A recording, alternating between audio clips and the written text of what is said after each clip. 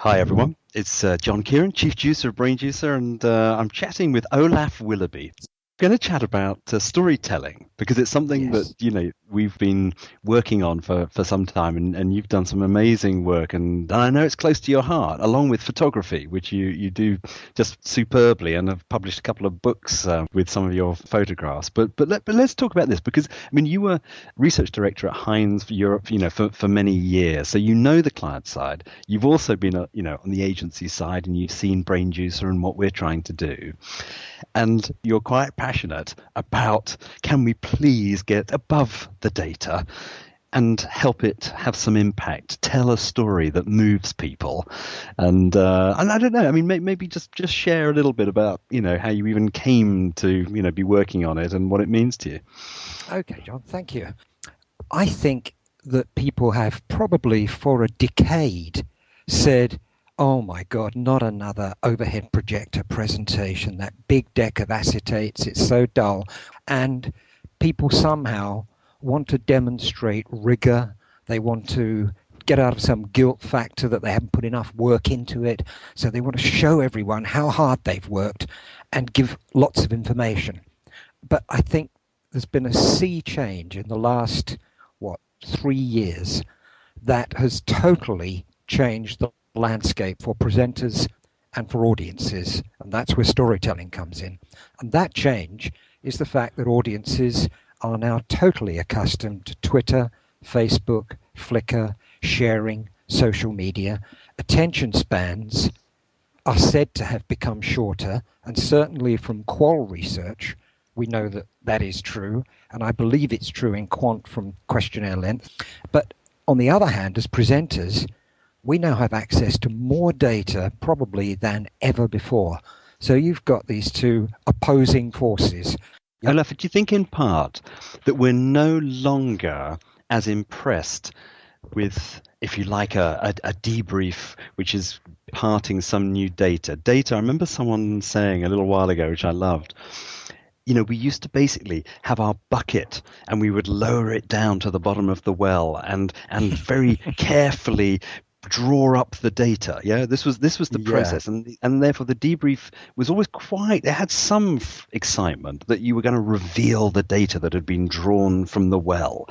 Now it's like a fireman's hose of data Yes. coming at us, and therefore we're no longer impressed that it's data. We expect it. We just take it for granted. It's like, kind of like online access. It's just taken for granted that there's data, and we want someone to make sense of it, to make sense of the world, which is a natural human instinct. But in marketing terms, it's like, tell me something that moves me out of all this data that I can do something with. Yeah, John, I couldn't agree more. I've got a couple of good examples for you. One is in Guy Kawasaki's new book.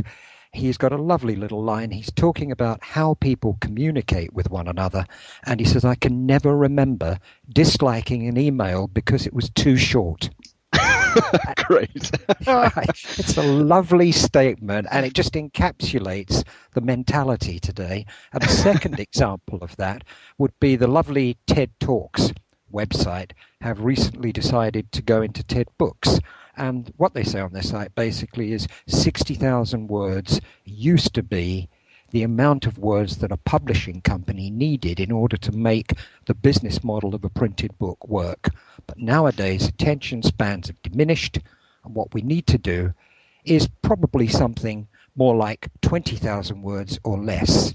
And you look at Seth Godin's work, and don't know how many thousands of words they are, but they're certainly short, slim, quick to communicate books, and those are the successes of today. They are actually. I'm sure anyone that reads any business books are very familiar with that feeling of, this is an article that's been expanded into 60,000 words. And Yeah. frankly, it needed to be not much more than the original article. Yes. Absolutely. Yeah, Okay. quite right. And you and I were chatting actually earlier about tweet briefs or Twitter debriefs. Would it be possible to do a debrief as a tweet? Well, I think the answer is yes. In fact, I'm absolutely convinced that you could put you can put the essence of something into a tweet. And that's one of the reasons why Twitter is obviously so successful, because it enforces that discipline on people to communicate quickly. And I'm sure as just a discipline for anyone communicating through the nature of presentations, it's a great discipline. Sit down, piece of scrap paper. What is it I've really got to say here that's going to grab the audience and motivate them to take action? Well, talking about something at the other end of the spectrum, which is a mighty tomb of a book. I mean, more than six, I don't know how many words, it'd be several 100,000, which is The Seven Basic Plots. Is it Christopher Booker? It is Christopher Booker, a staggering piece of work. Wonderful. It is actually. I mean, it's phenomenal. And you and I started some work. I mean, you did the heavy lifting of trying to distill it into, if you like, into a storytelling module which market researchers could get, understand, or marketeers could get, understand, and use. So tell us a little about that. And then I know you've done work beyond that, but let's start there. Well, Christopher Booker's work, firstly, I should give him enormous credit. I think I read that it took 20 years to write it. And it's an analysis from ancient Greek literature and plays right through to modern movies and Gershwin and music and everything in between. It's analysis of the common denominators that make up stories. And he's identified 7 basic plots.